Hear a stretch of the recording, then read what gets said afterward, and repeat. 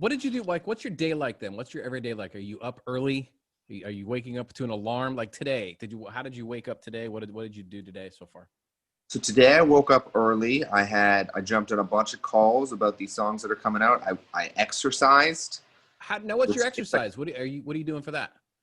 I picked things up, I put things down, I pulled things, I pushed things, I jumped. There was all kinds of weird things going on. It almost like is hard for me to shape the words I exercised because I'm so not used to saying it. I've had a lot of different routines over the last 7 months. I think one of the opportunities that this lifestyle has allotted all of us is not having the excuses we usually have to make changes. Sure. It's like, so all of those different routines, like, I totally would be a morning person if I didn't always have to stay up late for my job. And now I don't have to stay up late for my job. So it's like, well, I might as well try to be a morning person. We have a guest in our interview right now. Sam, say hi. Who's the guest? Don't be shy. There's got to be an animal. Otherwise, it's weird. Oof. Oh. Hi, say hi. What's Sam, up, buddy? Yeah, not me. Nope, not me. Say hi. Who's this? This is Sam. Oh. Is this going to, there's two of them. They're like both. They're both trying to. They need fed. They need They're like, for a walk. Who are you? Why are you talking at this weird device? Give us treats. Take us for walks.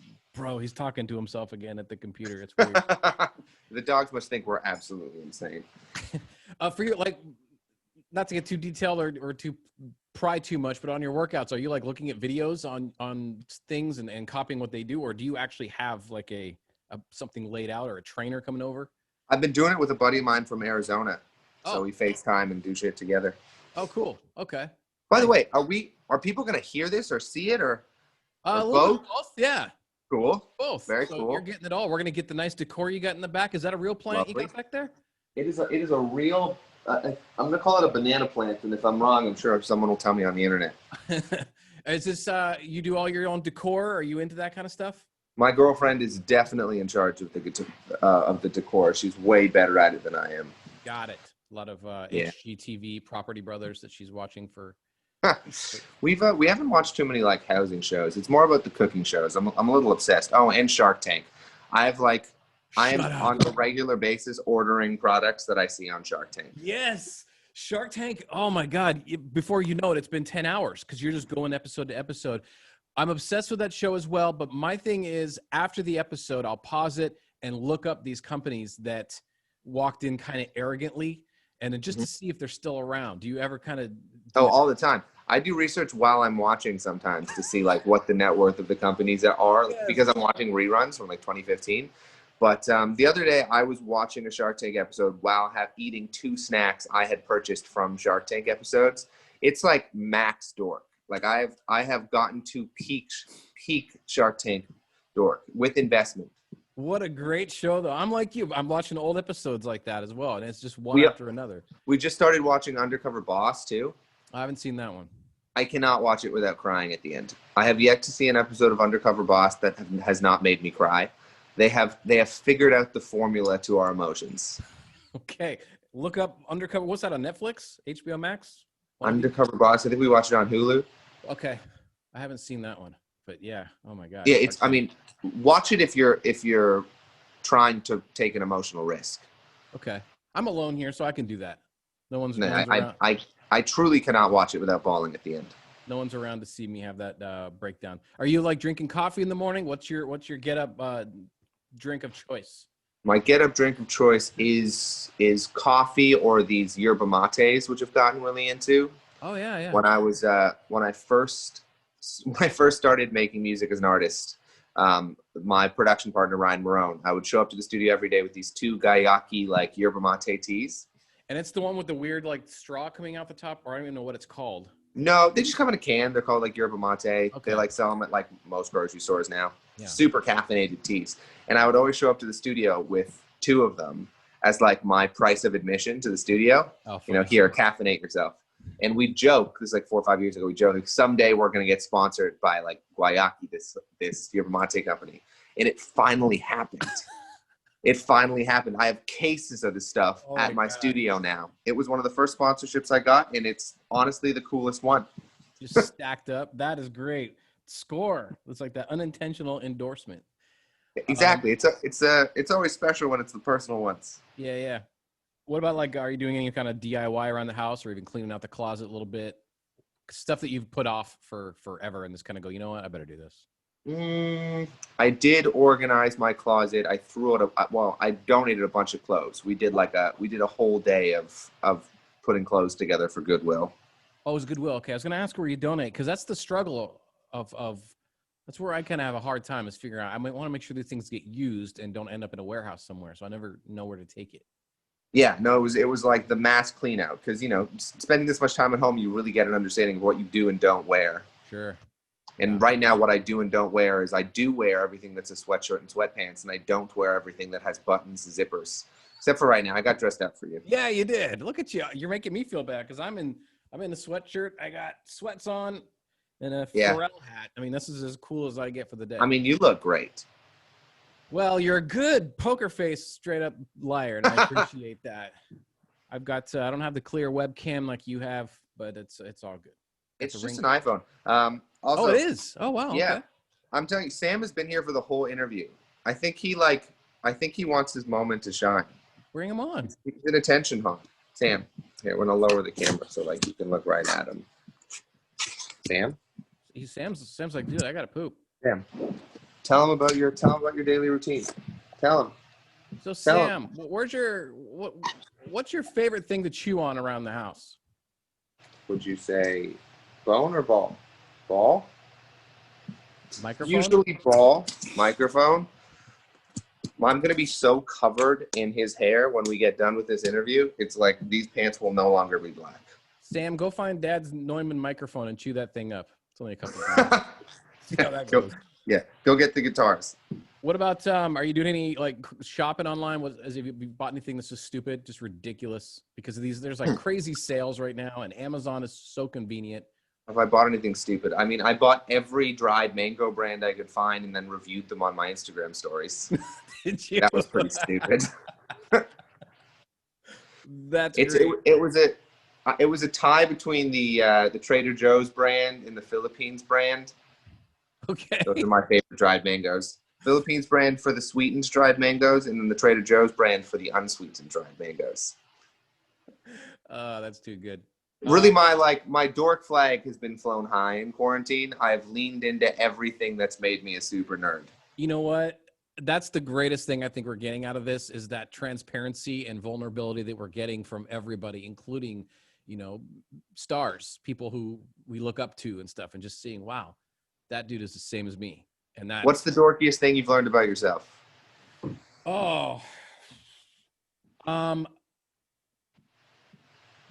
Wow, that's a good question. The dorkiest thing that I can think of. Well, the dorkiest thing that I do lately is I've been going through Instagram and going through and saving pictures of people's hair, because I want to change my hair up a little bit. So now I have a massive amount of pictures of David Beckham, Zac Efron, Rob Lowe. So if anybody looks through my phone now at my photos, they're going to be like, what the hell is going on here? I mean, David Beckham has beautiful hair. Yeah. When I was putting together, one of the things I've also been doing, you're changing your hair. I've been thinking about wearing different things. Yeah. And my fashion icon is Timothée Chalamet. Oh, okay. So my camera roll is just full of Timothée Chalamet. Just so much of them. That's funny. Yeah, I've got folders, hair, outfits, all these things. So that's my nerdy thing. And then after all that, I get up, put a hat on, and sweats. So it's like, okay, well, when can I actually start this transformation? When is that official? That's why you gotta take the moment for the Zoom interviews. I guess next time. You gotta rock the Beckham hair, throw on the button up. You know what I did do is I did trim the side. I got some clippers from Target, some of those wall clippers, and I went for the sides and the back, and it was pretty easy, surprisingly. Do you trim your own? Because you got a nice fade going as well.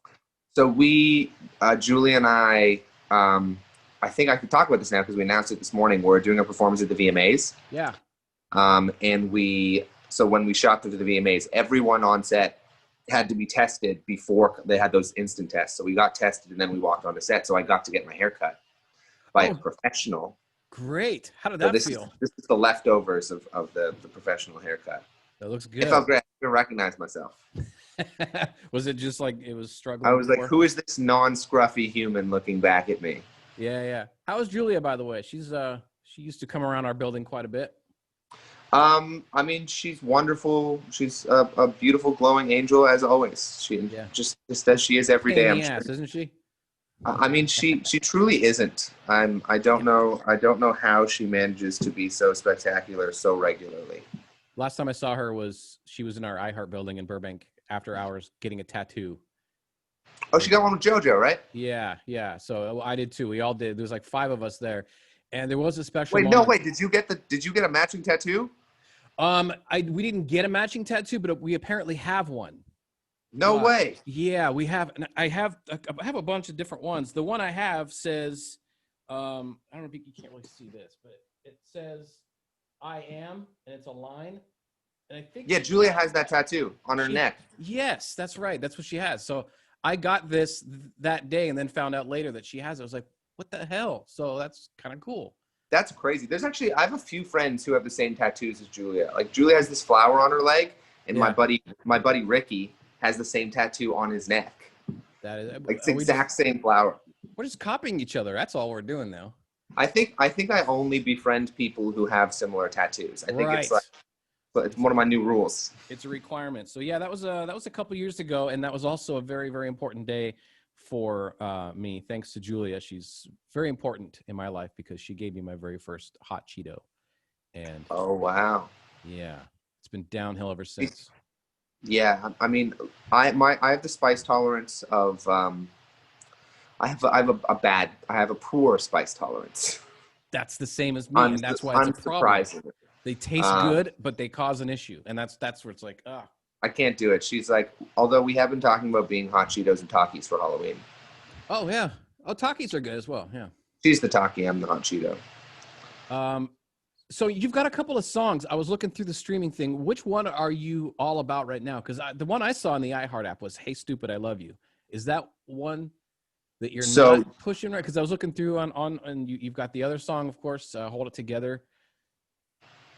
So I'm again, they don't tell me what I do and what I am and I'm not supposed to say on these interviews. So I'm going to tell you how I really feel. Great. I have a song coming out in a few days called. I haven't announced this at all, so the first person I'm telling about this.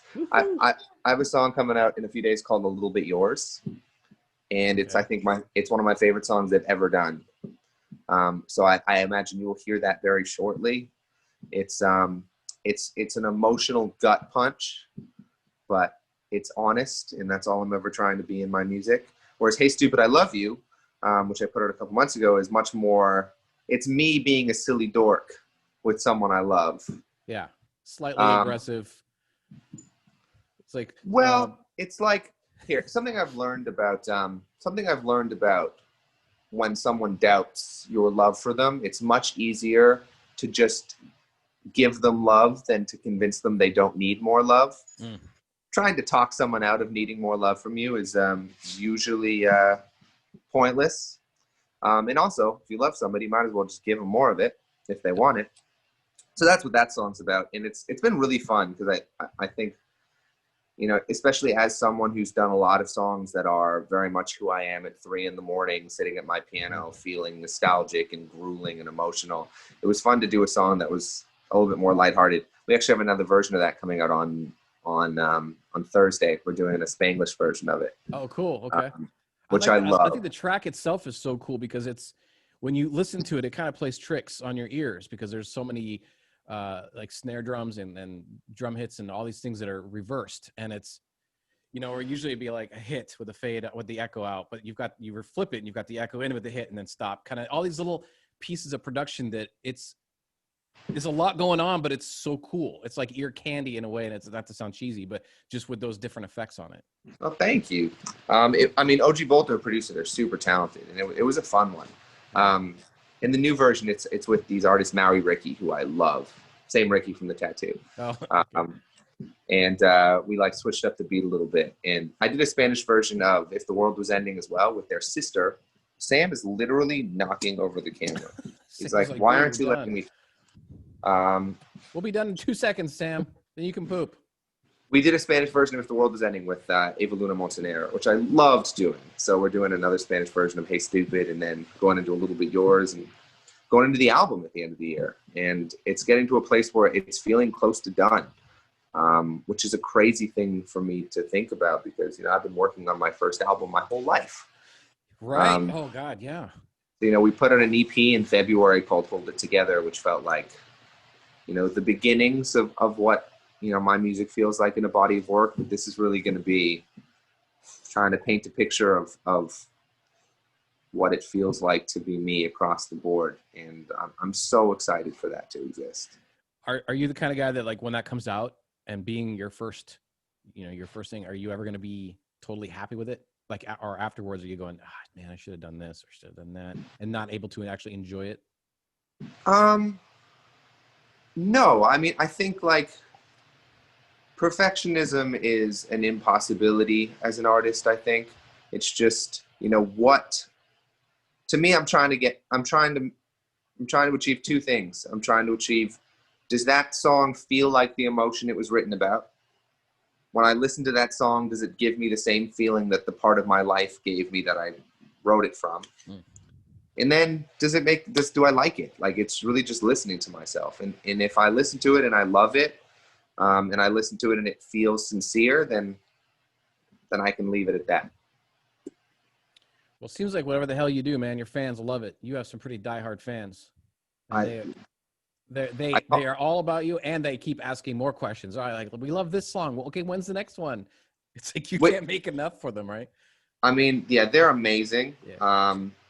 They've made me feel a lot less alone during the last 6 months, especially like not being able to tour. Like, my first headline tours would have been over the last 6 months, which I can't wait to do. But honestly, I felt incredibly supported, and I really think they have my back. We refer to each other as the home team. Oh, okay. Which I love, because it's just always what I called my friends, like, hey, home team. And I was doing it with my fans, and they were like, is that our name? Are we the home team? And I was like, yeah, you are. Oh, you're the home team now. That's cool. So yeah, no, they're amazing. Hey, how's this, just to wrap it up about the VMA stuff like that, you're going to do If the World Was Ending, of course. How's that working? Do you know, with the way they're doing the VMAs? I think everyone's filming their own performances. Okay. Everyone had like COVID safe sets where they filmed their own thing. So you've already filmed it? We did, yeah. Where'd you do that? We did it in Los Angeles, probably like super close to you. We did it at the CBS lot. Oh yeah, okay. Yeah, on Radford. Yeah, that's cool. Okay. In Studio City, yeah. That's gonna be fun to see. Yeah, I wasn't sure how they're gonna do it. I know that they were talks about having stages set up all around New York. Obviously, this is a much better way to go instead of hopping on a plane and traveling and going. Yeah, we did not go to New York. I don't want to get. I feel like I haven't done an interview in a sec, so I'm just like talking to you like we're kicking it in my living room, because it feels like we are kicking it in my living room, but so I'm not sure how much I'm allowed to say about that performance, but well, it's possible that this video part might not go up until after Sunday anyway, so don't. Okay, well, it's got a New York vibe, and it's we shot it in LA, but it looks like New York. And, Julie and I never expected for this song to have the kind of relevance that it took on in the last 6 months. We wrote it July of last year, it came out in October. And I feel like this VMA performance is just a celebration of how the song speaks to putting love first in a time of catastrophe. And yeah, it's either very good timing or terrible timing in a way on this, isn't it? It was definitely a conflicting experience. Sure. It's the first song of mine that's gotten as much attention as it has. The first song of mine that's like been played on the radio. Thank you for playing it on the radio. It means every the world 5 minutes. To me. You're eating good on just how many times we're playing it. I remember the first time it was played on my FM. I remember getting told like it got added to my FM, and it was one of the first. I think you were the first like big station in LA to play it. Great. Which was extraordinarily exciting, because I moved to LA when I was 19 years old, so I was listening to 104.3 that was my please tell me I didn't get that wrong. No, you're right, man. Okay, that was like in my 1990 Chrysler LeBaron that I bought for $200 when I was 19 years old, first moving to Los Angeles, and the dial was broken on the tuner, so once I got it to a station I couldn't really change it, so I just kind of left it on 104.3 and it was there. So when I was told that it was getting added to the station. It was going to start being played. Like, it was definitely a moment for me. Wow, that is such a cool story. Yeah. Wow. Yeah, but yes, you're right. It's been a weird experience, just how the song has resonated. Because like we had no idea. We wrote it about a hypothetical catastrophe. We had like no concept of the kind of relevance it would take on. So I think we've tried our best to really make sure that we lean into, you know, the heart of that song. And, you know, we did this benefit with a bunch of our friends for Doctors Without Borders, where, you know, Julia, myself, Sam Smith, Alessia Cara, Niall Horan, Kesha, Jason Derulo, Maui Ricky, Camilo Evolunella, a bunch of different artists from around the world, a K-pop group called The Rose. We did a version of If the World Was Ending, and at the end of the video had someone from Doctors Without Borders, a friend of mine named Crystal, speak about their projects around the world and how Doctors Without Borders is responding to the COVID crisis, and then used the video to raise money. I think the video has raised like over 40 grand now. And that's like been one of my favorite parts of the journey of this song. Good, man. Well, it's an awesome song, and I can feel in it, like you said, the push and pull of it, because it's easy for me to say, easy for people to listen to and go, oh, this is obviously about what's going on now, but it's not. It's deeper than that, and you listen to the song without thinking about what's happening right now. You have to kind of do both. I mean, do you remember the earthquake last summer? Around 4th of July? You know, remember the earthquake is such a tough question in LA because we have, you know, it was a big one last year, July 4th. There was a big earthquake. I really don't remember that. Is that weird? I mean, no, it was, that was the one that specifically inspired this song. I was driving during the earthquake. Julia was at a Shawn Mendes concert.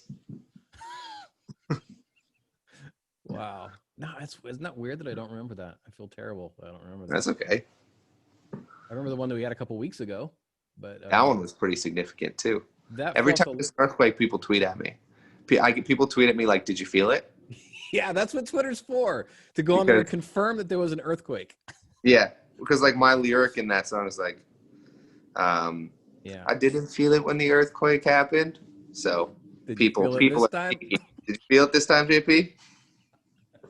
You're smart ass fans, man. That's awesome. I love it. They really know how to hold me accountable for everything, and I feel I trust myself more because of that. That's awesome. Before you bounce, what's the release date that we're gonna get that new song? September 2nd. What is it? September 2nd. Yeah. Okay. Oh, okay. Just a couple weeks then, a week or so. Just we're super close. That's gonna be cool, man. I'm looking forward to playing that. I can't wait for you to hear it. I'd love to send it over to you so you can hear it before it comes out if you want. Yeah, bring it on. Please do. I'm assuming our crew probably already has it, right? Or maybe not. Where is possibly. It's very possible. It's just sitting on a hard drive right now somewhere on your computer. Yeah. So ship it over, man. Well, dude, I'll let you go. Your dogs crave your attention. They need you. Yeah, it's okay. He's been getting attention. We've been multitasking. Loving on the dog, talking to you. It really just feels like we're hanging out in my living room. Yeah, man. Totally. Well, I'll let you go on about your day, though. I don't want to keep you all up in it. No, I appreciate your time. Thank you for playing the song. Thank you for supporting me. Thanks for supporting Julia. It means the world to us. It certainly means the world to me, and I can't wait to meet you in person.